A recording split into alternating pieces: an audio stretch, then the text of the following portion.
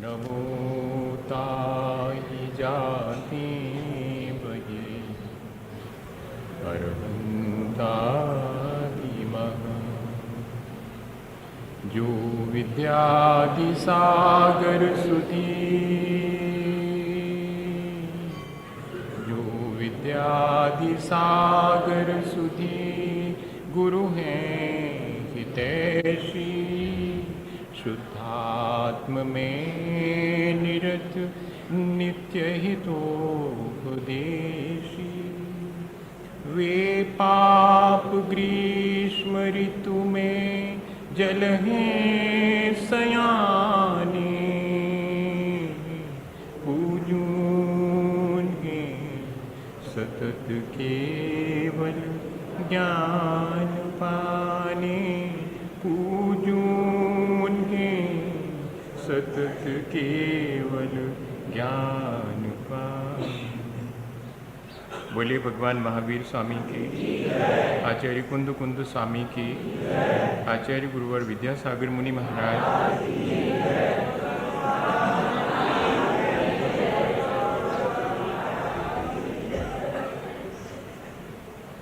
हम सभी लोग एक विशेष प्रक्रिया पर विचार कर रहे हैं।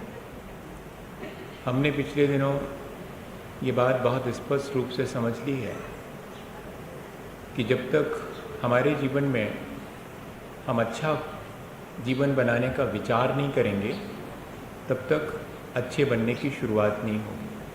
और दूसरी चीज़, सिर्फ यदि हम अच्छे बनने का विचार ही करते रहें और उसे क्रियान्वित ना करें, उसे अपने जीवन में लाने का पुरुषार्थ न करें, तो वो विचार जो है फलदायी नहीं होता। जैसे पेड़ में फल न लगें तो फिर कोई कैसे पहचानेगा कि ये आम का पेड़ है और ये बबूल का पेड़ है। उसमें फल लगते हैं तो मालूम पड़ जाता है कि ये आम का वृक्ष है और ये बबूल का वृक्ष है। फल इस बात का इंडिकेशन है। ठीक इसी तरह हमारे अपने विचार भी जब तक हमें जैसा हम विचार कर रहे हैं वैसा फल नहीं देंगे तो फिर वे विचार ठीक नहीं माने जाएंगे। श्रेष्ठ विचार हमारे जीवन को श्रेष्ठ बनाने में मदद देने वाले होना चाहिए। हमारा जीवन श्रेष्ठ न बने और हमारे पास विचार हों तो वो श्रेष्ठ विचार नहीं कहलाएंगे। दूध कितना ही सफ़ेद हो और कितना ही गाढ़ा हो ये महत्वपूर्ण नहीं होता, दूध में से कितना घी निकलता है ये महत्वपूर्ण होता है। ठीक इसी तरह से विचारों के वृक्ष में जब तक कि हमें श्रेष्ठता के फल न लगें तब तक हमारे वो विचार हमारे लिए श्रेष्ठ नहीं कहलाएंगे। हम पिछले दिनों इस विचार की प्रक्रिया को निरंतर करके उन विचारों को बहुत अपने भीतर दृढ़ करना चाह रहे हैं। और विचारों की दृढ़ता के लिए ये जो बार बार विचार करने की प्रक्रिया है, अंडरस्टैंडिंग कम विजुअलाइजेशन, जिसमें कि हम निरंतर जानते भी हैं और अनुभव भी करते चले जाते हैं और टैली करते चले जाते हैं कि हाँ वास्तव में ऐसा ही है। और जैसे ही हम इस चीज़ को, इस प्रक्रिया को दोहराते हैं तो हमारे भीतर, और जिसको हैम्बरिंग कहते हैं या कि टेम्परिंग कहते हैं, लगातार किसी चीज़ पर चोट की जाए, यदि बहुत मजबूत गर्टर भी है और उस पर सरकंडे की गोली से भी चोट की जाए तो एक दिन वो टूटेगा। एक अगर हमारे अंदर लगातार उस प्रक्रिया को करने की भावना बन गई है तो वो भावना उस प्रक्रिया को जो फल मिलना चाहिए उस तरफ ले जाती है। और इसी तरह ट्रैम्परिंग की प्रक्रिया है जिसमें कोई बाह्य परिवर्तन नहीं होते, केमिकल चेंजेस नहीं होते, क्वालिटेटिव चेंजेस होते हैं। पानी को 100 दफ़े गर्म करके ठंडा करने के बाद जो पानी मिलता है उसमें हाइड्रोजन ऑक्सीजन का जो परसेंटेज है वो एज इट इज़ है, लेकिन उसकी क्वालिटी डिफर है।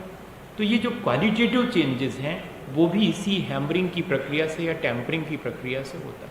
और वो हम निरंतर करें, अपने ऊपर निरंतर श्रेष्ठ विचारों की अगर हम चोट करें, एक तो हम दूसरे के द्वारा उन श्रेष्ठ विचारों को सुन रहे हैं तब भी हमारे भीतर हैम्बरिंग हो रही है, लेकिन इससे अकेले काम नहीं चलेगा। हमें सुबह शाम बैठ करके इस प्रक्रिया को खुद करना पड़ेगा और खुद हम विचार करके। और चिंतन और चिंता में फ़र्क समझते हैं। वस्तु स्वरूप जो कि वैराग वर्धक हो, ऐसा विचार करना चिंतन कहलाता है। और विषय कषाय की पूर्ति के लिए निरंतर विचार करना ये चिंता कहलाता है। इतना ही फर्क है। हम लोग विषय कषाय की सामग्री की पूर्ति के लिए निरंतर विचार करते रहते हैं। ये काम ऐसे करूँगा तो इतना इजाफा होगा, इतने पैसे आ जाएंगे, ये काम ऐसे करूँगा तो ये ऐसे मकान बन जाएगा, ऐसे मेरे और सामग्री आ जाएगी। विषय कषाय की कितना विचार करते हैं अपन, निरंतर विचार करते हैं। और निरंतर विचार करने से एक दिन हम उसकी चीज़ को कर भी लेते हैं।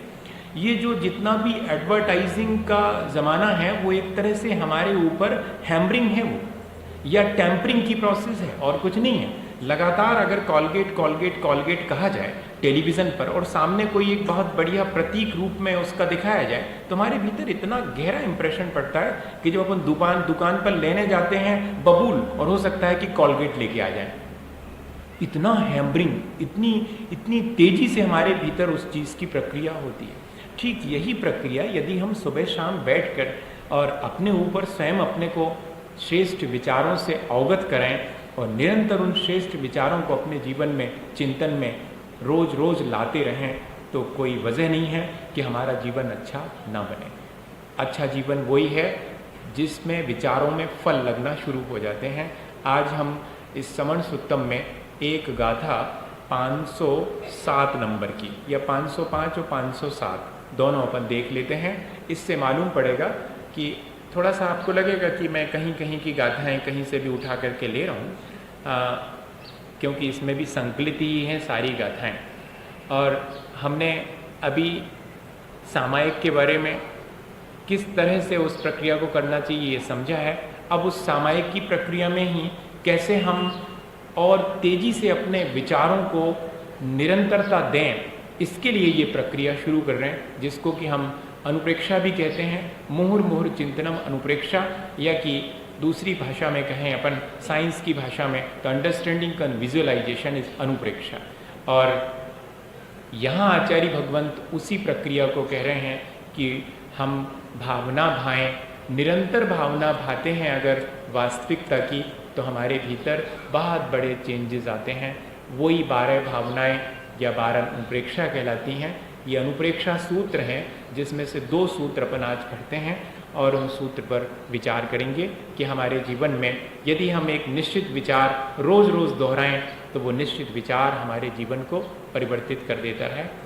झाणुवर वेमि मुनि नित्यमनिचाई भावना परमो होई सुभाविय चित्तो धम्मच्छानेन जो पुव्विम जम्मं मरणेन समं संपज्यै यौवनं जरासह्यं लच्छि विनाश सह्या इयसव्वं भंगुरं मुनः।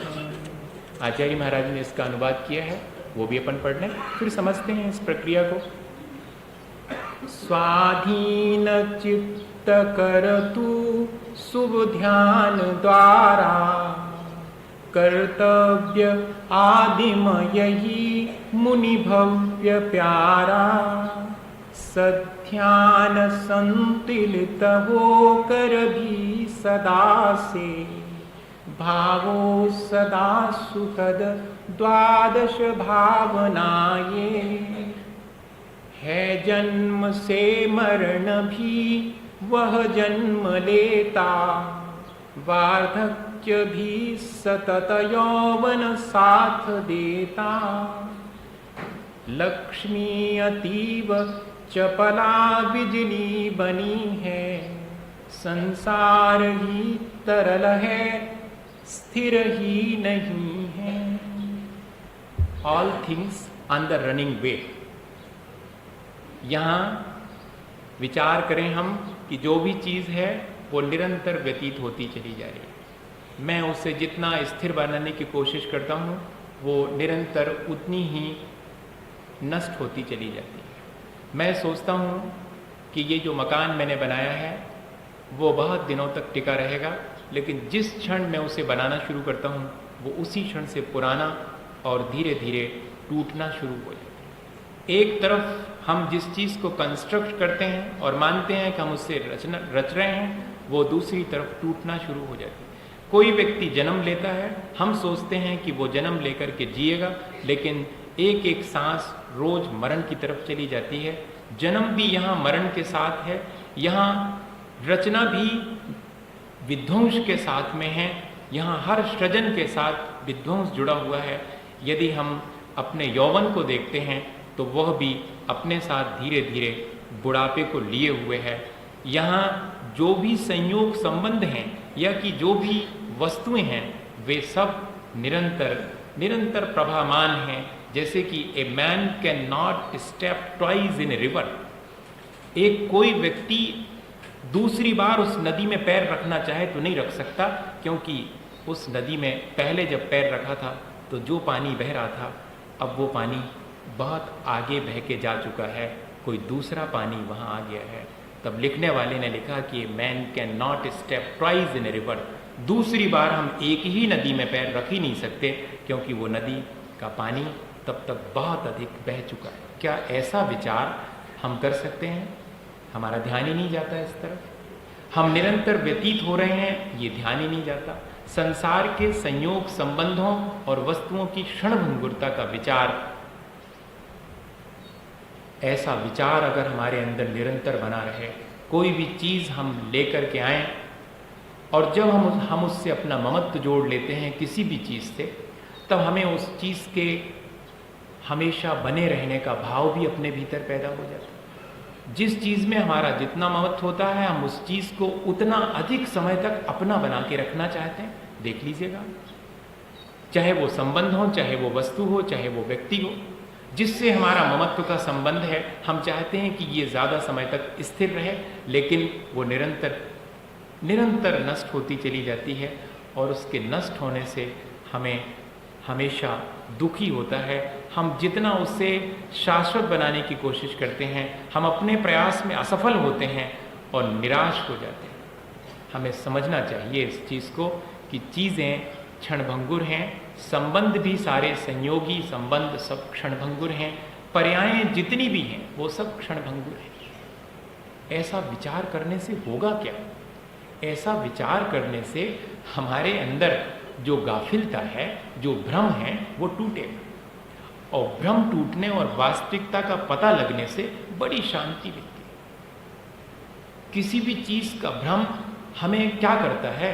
हमें हमेशा टेंशन में, हमेशा तनाव में डाले रहता है कि पता नहीं ऐसा ना हो जाए, किसी भी चीज का संदेह हो जाए। विश्वास हो तो निश्चिंतता मिलती है, संदेह हो तो एक अनिश्चितता हमारे भीतर निरंतर बनी रहती है। देखें, अपन बाजू वाले से अगर हमारे संबंध अच्छे हैं, हम ताला लगा के घर से 2-4 दिन को गायब भी रहें, तब भी निश्चिंतता रहती है कि हमारा पड़ोसी ध्यान रखेगा। और अगर बाजू वाले से अच्छे संबंध नहीं है तो हमेशा जरा देर को भी हम चीज़ों को छोड़ के जाते हैं तो कैसा लगता है कि किसी भी क्षण कुछ भी हो सकता है। हमारे जीवन में निश्चिंतता लाती है ये चीज़। लगता तो ये है कि अगर सब चीज़ों को क्षणभंगुर मान लेंगे तो बड़ा अनसर्टेन हो जाएगा, सब कुछ बड़ा अनिश्चित हो जाएगा, कोई भी चीज़ कभी भी नष्ट हो सकती है, ये तो बड़ा गड़बड़ है। ऐसा नहीं है। चीज़ों की क्षणभंगुरता अगर मालूम पड़ जावे, वास्तविकता यदि मालूम पड़ जावे तो बड़ी निश्चिंतता हो जाती है। हमको उल्टा मालूम पड़ता है कि नहीं, निश्चिंतता के लिए चीज़ों को स्थिर मान लो तो शायद निश्चिंत हो जाएंगे। लेकिन आज तक हम संसार की चीज़ों को शाश्वत मानकर कभी निश्चिंत नहीं हो पाए हैं, क्योंकि हम उन्हें शाश्वत मानने का भ्रम पाल लेते हैं और एक दिन हमारे देखते देखते वे चीज़ें नष्ट हो जाती हैं। पानी पर लकीर खींचें, ऐसा लगता है जैसे मैंने लकीर खींच दी, लेकिन इधर लकीर खींचते हैं उधर मिटती चली जाती। रेत पर लकीर खींचते हैं, इधर खींचते हैं, हवा का झोंका आता है, मिट जाती। पत्थर पर लकीर खींचते हैं, लगता है बहुत दिन तक टिकेगी, लेकिन वह भी थोड़े समय के बाद नष्ट हो जाती। यहाँ कोई भी चीज़ जो भी हमें दिखाई पड़ती है, दिखाई क्या पड़ता है? संयोग संबंध दिखाई पड़ते हैं, संयोगी पर्यायें दिखाई पड़ती हैं, दोनों चीज़ें दिखाई पड़ती हैं। वास्तविकता देखने की आंख अगर कोई दे सकता है तो हमारे विचारों की यह जो निरंतर प्रक्रिया है वो दे सकती है। दो चीज़ें हमने सीख ली। हमारे भ्रम को तोड़ने का काम हमारी निरंतर चिंतन की प्रक्रिया करेगी। हमारी निरंतर चिंतन की प्रक्रिया हमें वास्तविकता का बोध कराएगी। डेनाइल ऑफ रियलिटी जो 13 मैकेनिज्म है साइकोलॉजी में, जो हर व्यक्ति के भीतर चलती रहती हैं, वो हमारे भीतर कम होगी, क्योंकि हम वास्तविकता से पलायन बचपन से करते आते। हमको हमारे माता पिता संस्कार में ये चीज देते हैं कि तुम वास्तविकता से पलायन करो। वास्तविकता तुम जान लोगे तो विरक्त हो जाओगे, अब भी विरक्त हो जाओगे संसार से। हम अपने बच्चे को मरघट नहीं ले जाते, छोटा है, क्यों? वहां अगर किसी प्रियजन को जलते देख लेगा तब तो उसे विरक्ति हो जाएगी, संसार बेमानी मालूम पड़ेगा, और हम उसे बचाते हैं। बचपन में हम उसे उन वास्तविकताओं से परिचित नहीं कराते हैं, क्योंकि बचपन के क्षण ऐसे हैं जो कि हर चीज को बहुत स्पष्ट रूप से देखता है और देख करके उसे कह भी देता है। हमें तो बच्चों के मुंह पर हाथ रखना पड़ता है, चुप रहो, सच्ची बात मत कहो, है ना, क्या बोल रहा है। वो जैसा है वैसा का वैसा बोल देता है, उसको कहीं कोई मुश्किल नहीं है बोलने में। जैसा देखता है वैसा कह देता है। हम लोग तो इस चीज से बचने की कोशिश करते हैं। हम लोग खुद अपने हाथ से अपने को धोखे में डालते हैं और वास्तविकता से विमुख रखते हैं। हम अगर सुबह शाम बैठ कर के इस प्रक्रिया को शुरू करें, निरंतर विचार की प्रक्रिया को, तो हमारे बहुत सारे भ्रम अनायास टूटेंगे। शरीर मरण धर्मा है, संबंध बिखर जाने वाले हैं। अरे मैं तो सोचता था हमेशा रहेगा, मेरे ये संबंध जो मैंने बनाए हैं हमेशा टिके रहेंगे। नहीं, जितनी भी पर्याय हैं संयोगी और जितने भी संबंध हैं संयोगी, वे सब क्षणभंगुर हैं।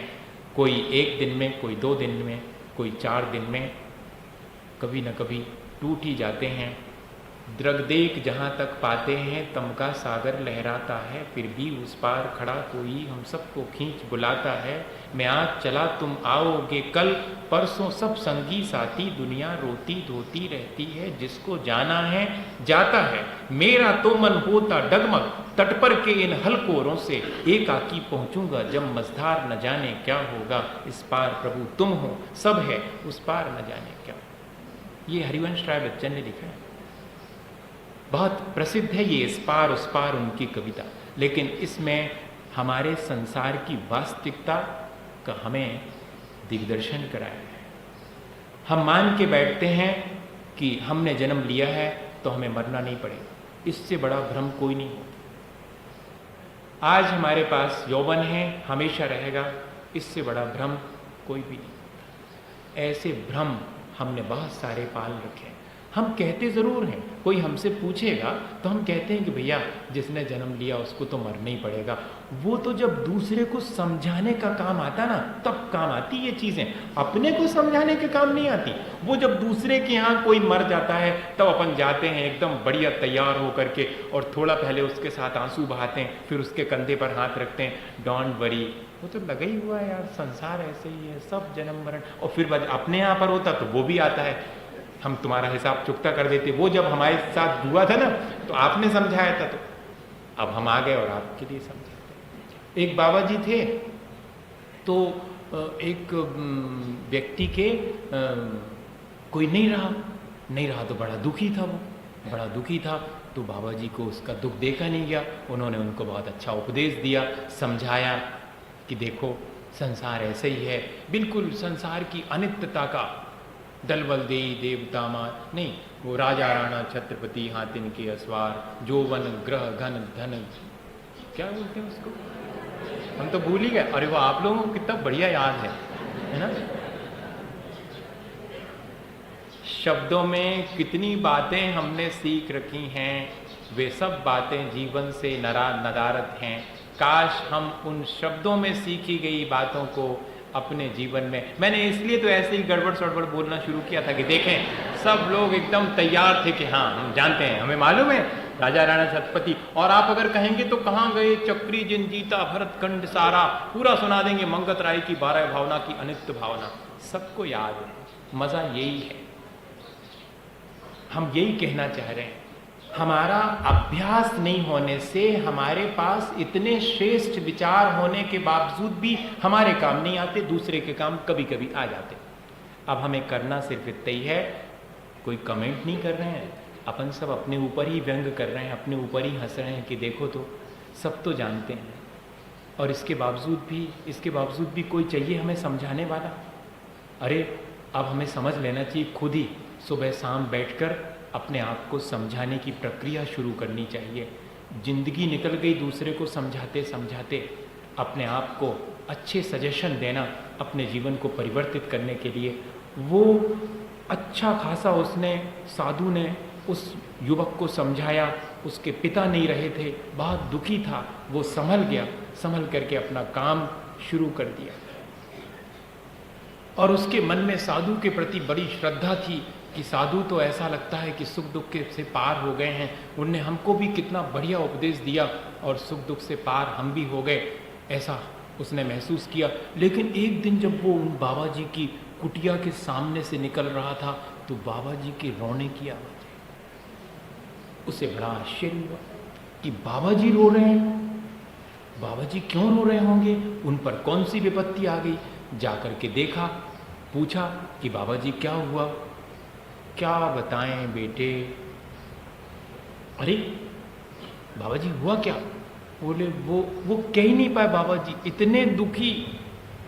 और सिर्फ उनने कहा कि वो जो बकरी थी ना, बकरी, अरे तो इसमें क्या हुआ बाबा जी, अरे छोटी बकरी ही तो थी, अब नहीं रही तो नहीं रही, आप ही ने तो एक दिन कहा था, देखो हमारे तो पिताजी नहीं रहे थे और आपने समझाया था तो हम तो कितना हमको संतोष मिला था। बाबा जी आप तो सब समझते हो।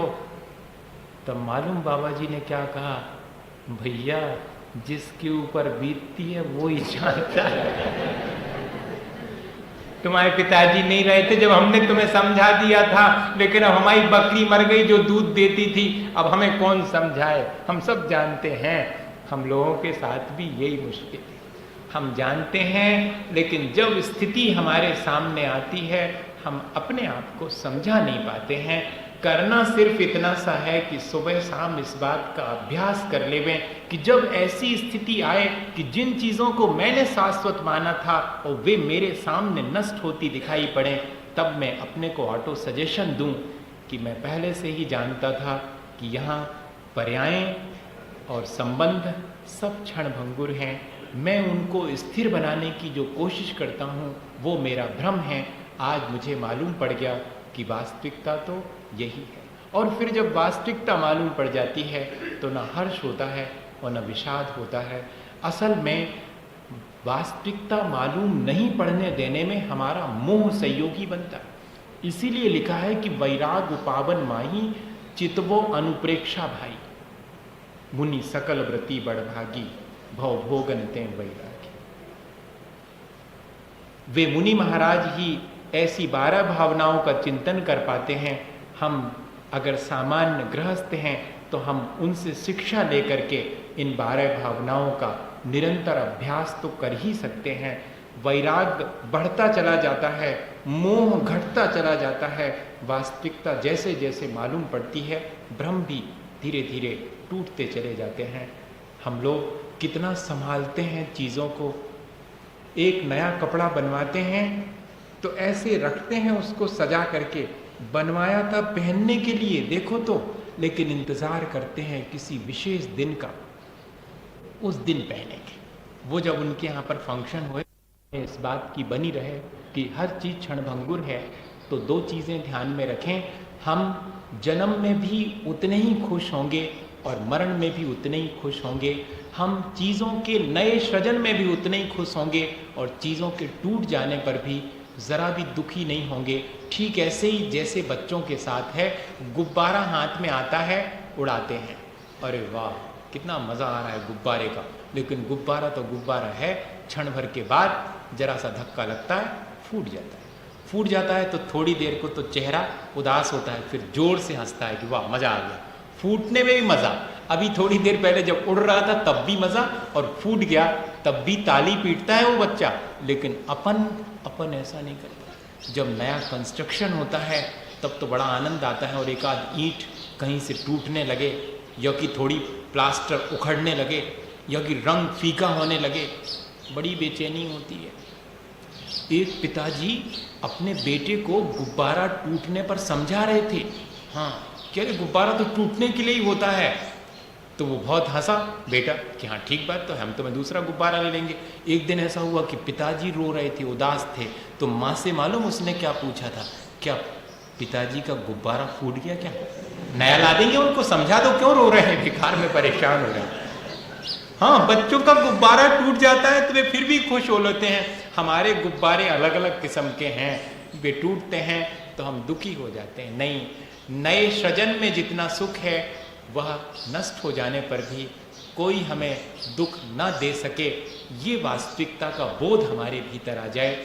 चीज़ें नष्ट होंगी ये निश्चित है, मुझे दुखी होने की आवश्यकता नहीं है, मुझे उन्हें संभाल कर रखने की तो आवश्यकता है, उन्हें तोड़ फोड़ करने की आवश्यकता नहीं है। लेकिन हमारी संभाल के बाद भी वे टूटेंगी।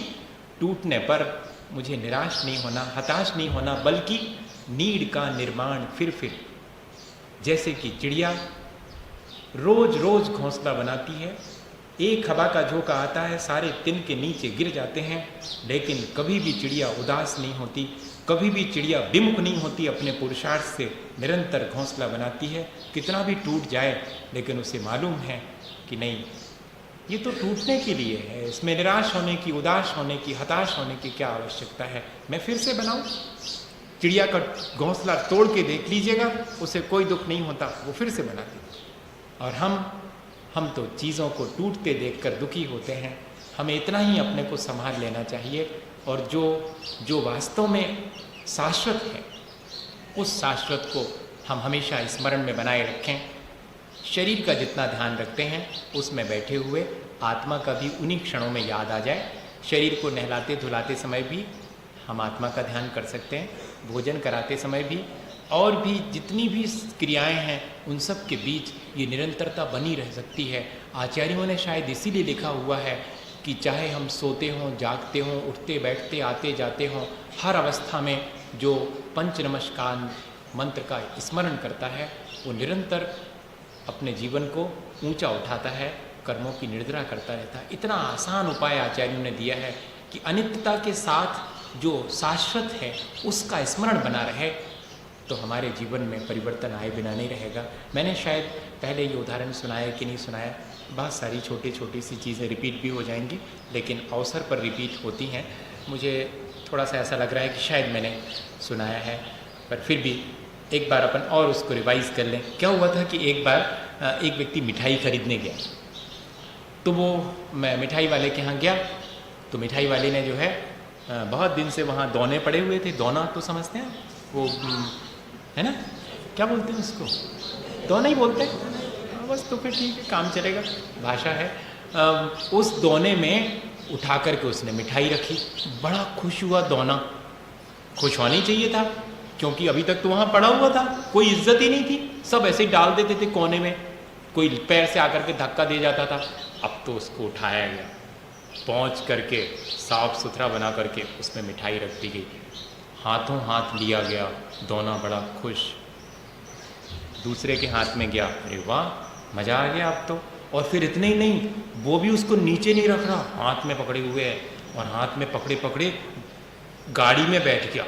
वो रॉल्स रॉय समझ लो अपन, बहुत बड़ी, उसमें क्या फ़र्क पड़ता, कहानी में अपन को क्या दिक्कत, नहीं हो घर में बात अलग, लेकिन उसमें बैठ गया, वो हाथ में लिए। वो दोना तो बहुत खुश है कि गाड़ी में बैठने मिल गया, इतना मज़ा आ रहा है।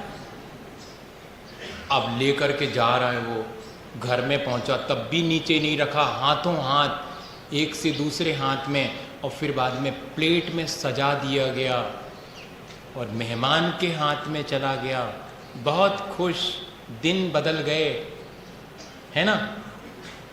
और जब मेहमान ने उसमें रखी हुई मिठाई खा करके और ऐसा दबा करके डस्टबिन में फेंका, तब समझ में आ गया कि इज्जत किसकी वजह से थी। बस इतने। हम तो सोच रहे थे कि हमारी अपनी इतनी कदर, हमारी अपनी इतनी इज्जत।